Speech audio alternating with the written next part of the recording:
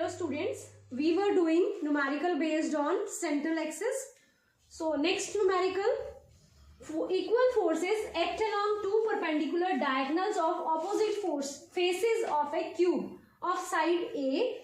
Show that they are equivalent to a single force R along with a line through center of the cube and a couple half AR with same line for axis. So यहाँ पे आपने क्या prove करना है? एक तो आपके पास ये जो फोर्सेस हैं they are equivalent to a single force और a couple half A R. ठीक है, तो एक फोर्स और एक कपल में. और दूसरा यहाँ पे जो कैचिंग वर्ड है that is with same line for axis. अगर आपके पास सिंगल रिजल्टेंट फोर्स और कपल की सेम लाइन ऑफ एक्शन है, सेम लाइन फॉर एक्सिस है, तो उस एक्सिस का क्या नाम होता है? पर्टिकुलर नाम, that is central axis.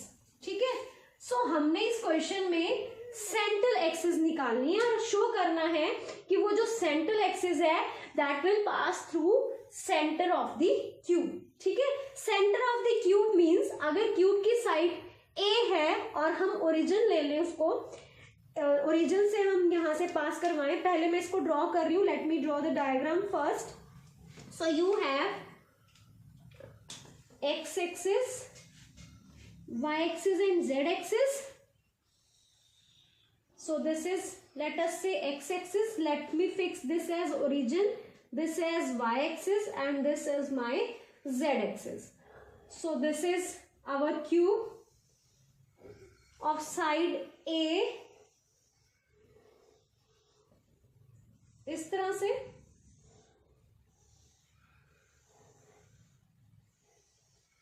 Clear. So side ए यहां से लेके यहां तक का डिस्टेंस हम ले लेते हैं A. This is B, this is C. Clear. So हम ए के कोऑर्डिनेट्स क्या होंगे हमारे पास? दिस इज ए 0 0 और बी के coordinate 0 B 0, sorry A 0, because it is a cube. Side is equal, sides are equal, so it is 0 0 A. clear. so ये origin ले लेते हैं 0 0 0. अब opposite faces, let this be the point P, diagonals of opposite faces. so एक diagonal अगर मैं ये वाला fix कर लूं, let us fix this diagonal. ठीक है, एक यहां से सेंटर से यहां नीचे तक. So let us say this as point M. OM is the diagonal. अब opposite face पे बनाना है. अगर ये नीचे वाला फेस है तो एक फेस हमने ये ऊपर वाला लेना है और आपके पास डायगोनल जो है वो परपेंडिकुलर है, तो इस तरह से होगा. ठीक है, so let this be point N and let's say this is point N L ले लो. ठीक है, सो एक डायगोनल इस डायरेक्शन में और एक डायगोनल आपके पास इधर है, तो आपके पास ये डायगोनल आ गया. अब इनके कोऑर्डिनेट्स देखो. कोऑर्डिनेट्स आपके पास n के कोऑर्डिनेट्स क्या होंगे? This lies in YZ plane, so it is 0 A, A. और इसके आपके पास कोऑर्डिनेट्स क्या होंगे? This line XZ plane, so it is A 0 and A. और इस M की कोऑर्डिनेट्स क्या होंगे? Line XY plane, so it is A and 0.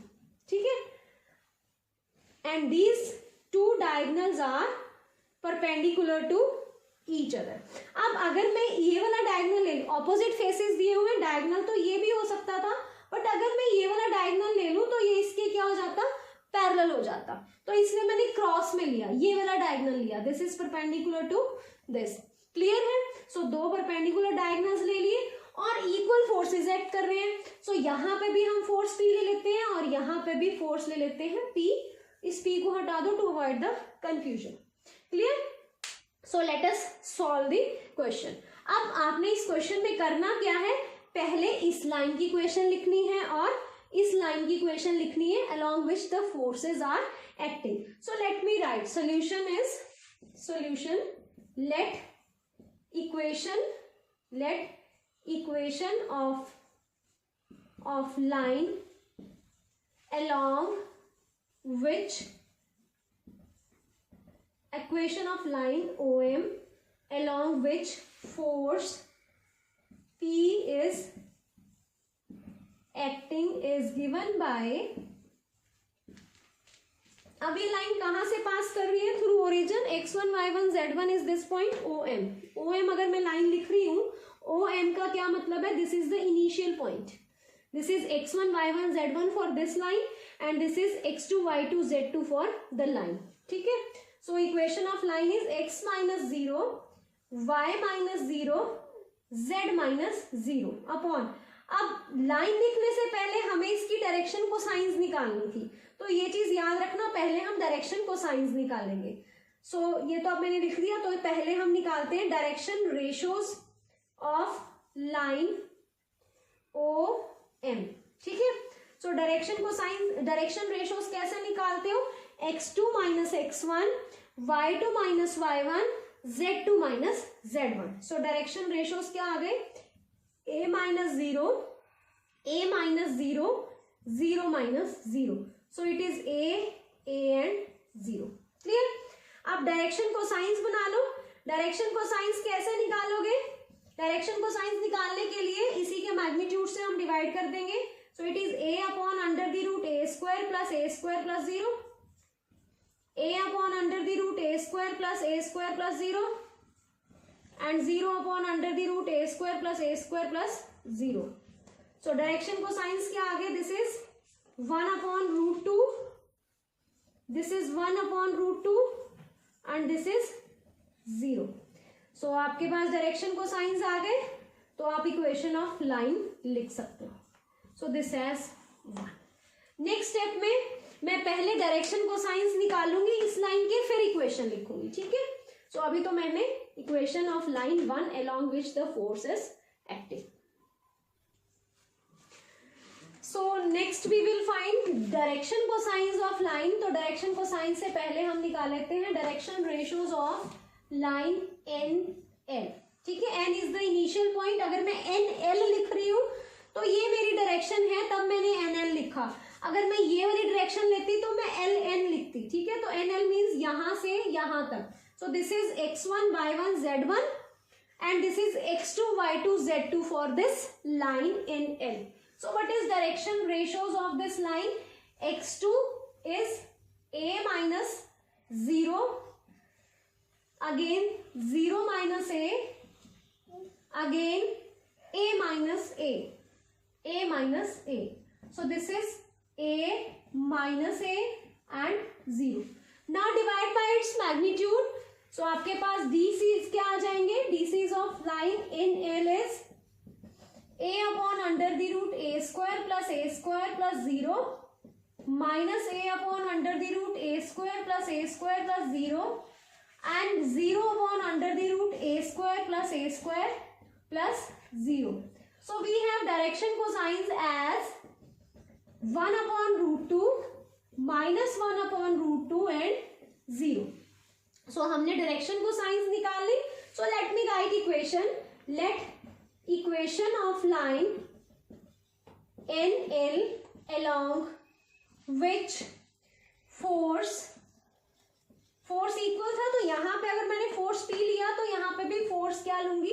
P is acting given by, along which force P is acting is given by equation given by x minus x1 is the initial point, that is 0 upon 1 by root 2 is equal to y minus y1, that is a upon minus 1 by root 2, z minus a upon 0. So this is equation of line. Let me call this as number 2. So अब हमने equation of lines लिख ली 1 and 2. So अब हम निकालेंगे components. So let x1 y1 z1 be components of force P along OM. ठीक है. So how will you find components? x1 force, ये force है P, multiply with the direction cosines. So it is 1 by root 2. This is force L1 into force. So it is L1 M1 N1. Y1 is 1 by root 2 into P. And what is Z1? Z1 is 0 into P. So ये components आ गए आपके पास force P acting along OM. इसी तरह हम components of force निकालेंगे acting along NL. So let x2, y2, z2 be components of force P along NL. Clear? So आपके पास x2 क्या आ गया? 1 by root 2, डायरेक्शन कोसाइन से मल्टीप्लाई करोगे force को, direction cosine L2 M2 N2. So it is root 2 into P. What is y2? It is 1 minus 1 by root 2 into P. And what is z2? It is 0 into P again. Clear? So let now components of the resultant force x, y, z be components of resultant force. Clear? So what is x? X is x1 plus x2. So x is x1 plus x2. So it is 1 by root 2p plus 1 by root 2p. So आपके पास क्या आ गया ये root 2p. Clear? It is 2 upon root 2p. It is root 2p. What is y? y1 plus y2 0, क्योंकि ये p upon root 2 है, ये minus p upon root 2 है. What is z? It is z1 plus z2 again 0. So आपके पास components आ गए resultant force के x, y and z. Now we have to find components of the resultant couple, that is LMN. LMN निकालने के लिए सबसे पहले हम निकालेंगे L1 M1 N1 acting along line OM, और हम निकालेंगे L2 M2 N2 components of couple acting along line NL. So let us find L1 M1 and N1. So by definition L1 M1 N1 is given by determinant I cap, J cap, K cap. Initial point, अब ये कौन सी line के along है? Along OM. So इसका initial point है O. O के आप यहाँ पे O के coordinates लिखोगे, it is 0 0 and 0. So it is 0 0 and 0. उसके बाद इसी OM के क्या लिखोगे? Components of the forces acting along this line OM. तो components क्या है? x1, y1 and z1. So x1 क्या है? 1 upon root 2, p upon root 2, p upon root 2 and 0. So L1 भी 0 आ जाएगा, this into this into this. M1 भी 0 और N1 भी 0. So L1 0, M1 0 and N1 0. अब हम निकालेंगे L2, M2 and N2. So next हम निकालेंगे L2, M2 and N2. So it is given by I cap, J cap, K cap. अब L2, M2, N2 is acting along this line 2. अब line 2 का initial point क्या है? N. So it is passing through 0 A. Students अब line 2 की equation ठीक करो. मैंने यहाँ पे 0 0 0 लिख दिया. It is not passing through 0 0 0. It is passing through 0 A and A. So इसको correct कर लेना. हमने line 2 NL की इक्वेशन जो लिखी थी, N is passing through 0 AA. तो यहाँ पे जो आपके पास L2, M2, N2 है, they are components of couple acting along this line NL. तो इसका जो इनिशियल पॉइंट है वो है 0 AA. तो यहाँ पे जो लाइन में आएगा initial point, this is 0 A and A. So it is 0 A A. और कंपोनेंट्स क्या थे इसके? This is P upon root 2 minus P upon root 2 and 0. These are the components. यही थे. फोर्स को मल्टीप्लाई किया था आपने डायरेक्शन को साइंस के साथ, you will get this component. So I cap का कोफिशिएंट क्या आएगा? This into this minus this into this. So it is A P root J cap का plus J cap this into this.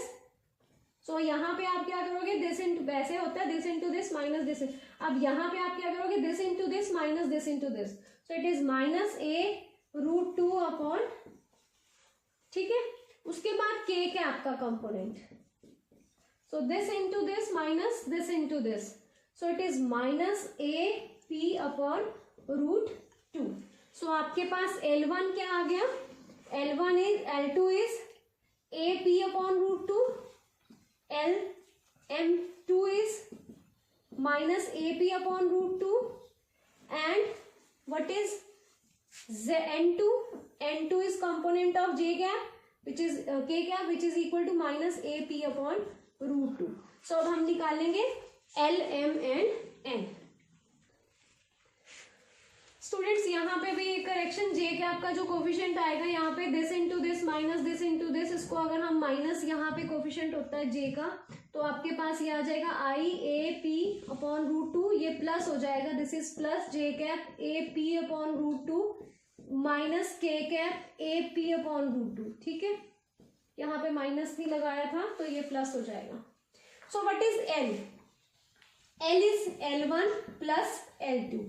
L1 आपका 0 था और L2 आपके पास क्या है, AP √2। What is M? M1 plus M2। M1 0 था और M2 आपके पास AP अपॉन √2। इसी तरह N आपके पास N1 0 था और N2 आपके पास क्या है, -AP अपॉन √2।